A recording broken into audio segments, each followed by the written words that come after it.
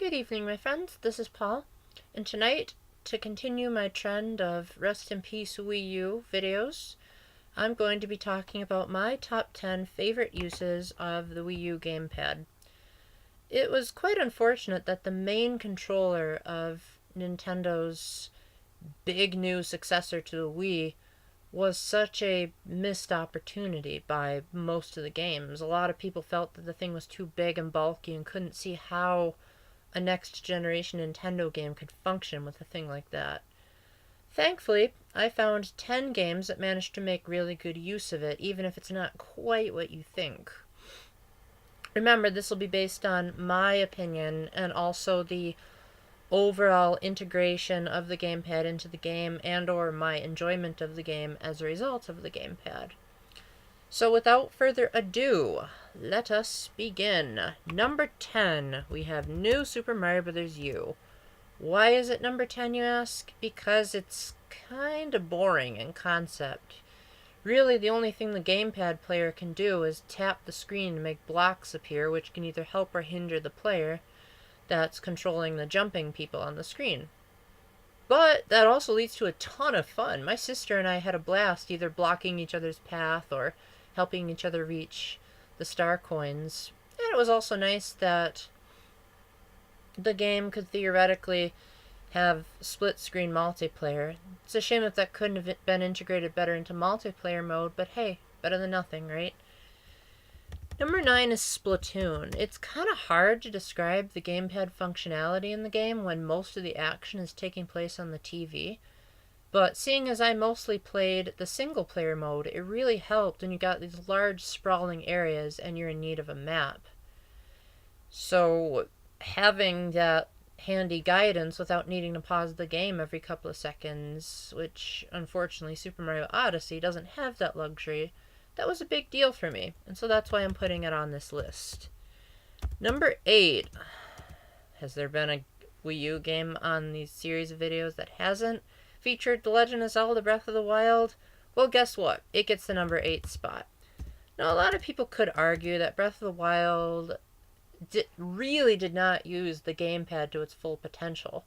For a game that was built for the Wii U, first and foremost, the best thing that it can say is that you can tilt it to aim your bow, you can play off-screen on it, and there are also a few shrines that involve manipulating the gamepad. These were truly horrendous, but everything else made motion controls surprisingly smooth. Some of the boss fights really benefited from that extra gyroscopic aiming, and I eventually loved playing Breath of the Wild on the gamepad so much that I stopped playing it on the TV. Don't get me wrong, it still looks great on a modern TV, but there's something really cool about taking the latest console Zelda game and being able to play it in the palm of your hands. So it gets a spot on the list simply because the game is that awesome. Next up, at number 7, we have another Wii U title, but this time it's a remake of a GameCube game, and it's The Legend of Zelda The Wind Waker HD. Now, it was pretty easy to choose between this and Twilight Princess HD, or rather, I should say that their uses are almost identical, but Wind Waker HD had one jump above Twilight Princess that made me include it on this list, and that is that when you're sailing, the gamepad can act as your sea chart, which drastically cuts down on the incessant amount of pausing my brothers and I used to do on the GameCube version. And it also it also helps that when you're on land, the gamepad can be used to swap items without needing to pause the game. Yeah, the game really wants you to keep moving. I could talk about many quality of life improvements that Wind Waker HD has made over its predecessors, but ultimately I think the fact that the game is able to be played without having to just completely bring the action to a halt more frequently than its GameCube predecessor is one of the coolest changes out there. Number 6 is Little Inferno, one of my favorite indie titles to ever be released. In fact, the game makes such good use of the gamepad that I can't even see how it's possible to play the game on the TV. It just has such intuitive use of the stylus to burn things or drag objects into the inferno into just the right position so that you can burn them accurately. Not to mention that the minimalistic art style that Tomorrow Corporation is famous for makes for the game's graphics to really shine in a not exactly realistic way, but in a very stylistic way. Even if I particularly like the fire effects for an indie title, for sure. No motion controls to be spoken of, but the fact that you can play such an addictive fireplace simulator anywhere you want, and it actually uses touch controls, makes for a very enjoyable experience that I wish the Nintendo Switch will capitalize on. Number 5 is Lego City Undercover. I haven't beaten the whole game yet. In fact, I'm pretty sure I haven't even gotten to the first or second mission. But from the little bit that I've seen, Undercover really seemed like it wanted to integrate the gamepad into a Lego game more than just a gimmick. With Chase McCain, the main character, being a detective slash cop, it would be vital that he has a sort of tool that lets him see things behind the scenes, including a map of your giant city, and being able to see your partner communicating with you through the gamepad speakers while Chase talks through the TV. And sometimes there are little details about the crime that you can only see in the gamepad that you then have to relate to what's being shown on the screen. Again, I'm really bummed that when they remade this game for the Switch, they couldn't have taken advantage of the dual screen functionality. So if you like that kind of really clever innovation from a Nintendo-published title, then I would definitely recommend the Wii U version of Undercover, especially because you don't need an update just to get the Nintendo references in there. Number 4 is Batman Arkham City Armored Edition. I never ended up finishing this game for a handful of reasons. I won't bother getting into them here. But one of the coolest new additions when they ported the game over to the Wii U was the use of the gamepad. Not only could you play the entire game on the gamepad if you wanted to, but it would also act as a map to the giant city. Seems to be kind of a pattern here.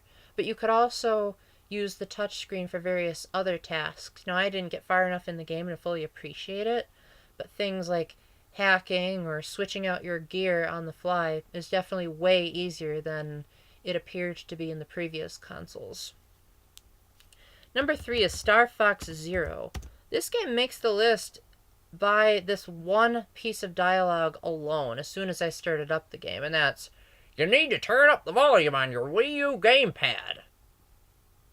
The fact that the game just completely shattered the fourth wall just blew my mind when I first played Star Fox Zero.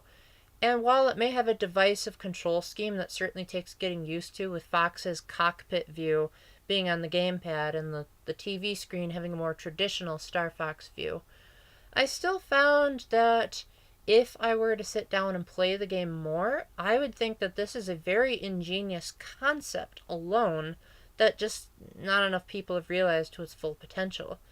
Now, it could just be that I'm not really a Star Fox fan, so this being the first Star Fox game I've ever owned, with the possible exception of Star Fox and Star Fox 2 on the SNES, I'm kind of rusty at my shooting skills, but hopefully this will be the next Kid Icarus Uprising.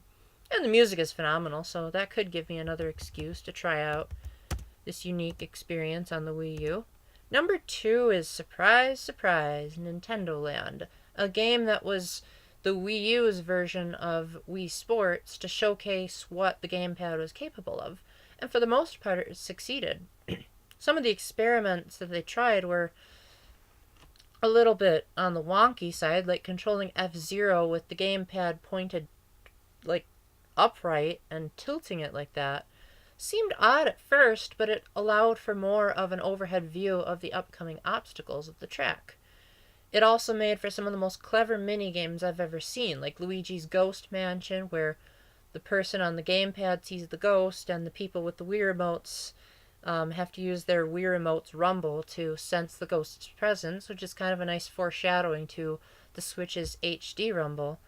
And overall, I just think that Nintendo Land really could have benefited from DLC or a sequel, because if perhaps more developers saw the gamepad's potential used in a less cartoony and weird way, maybe that would have encouraged the Wii U to experiment more.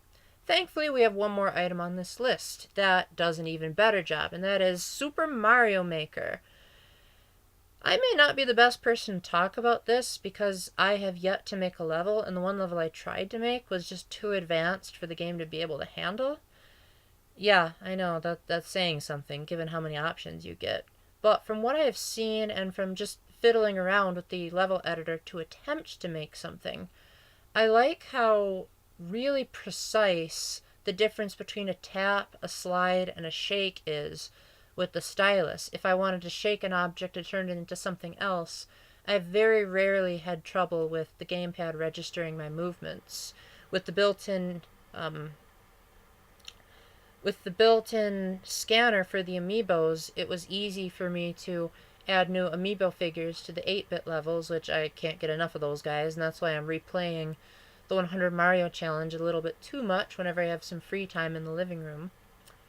And the fact that you can play 4 different styles of Mario games on the go and have thousands upon millions of levels to choose from if you have an internet connection at the palm of your hand is, even if you don't have a creative bone in your body, that in itself just, it was a great stepping stone to future Mario games on the Switch. And even if the new norm for Mario games is going to be the open world Super Mario Odyssey style, it would certainly be nice if Nintendo can be lazy enough to port Super Mario Maker to the 3DS and make it even worse, from what I've been told. Maybe they can actually port it to the Switch and make it better, assuming they're going to get away from ports and into brand new games, which at this point I think the Wii U actually is better than the Switch in that regard. But I digress. Time will tell if the Switch can truly surpass the Wii U for some of these really great features. Anyway, thank you very much for listening, and until the next time, keep the faith, stay epic, and God bless. Bye.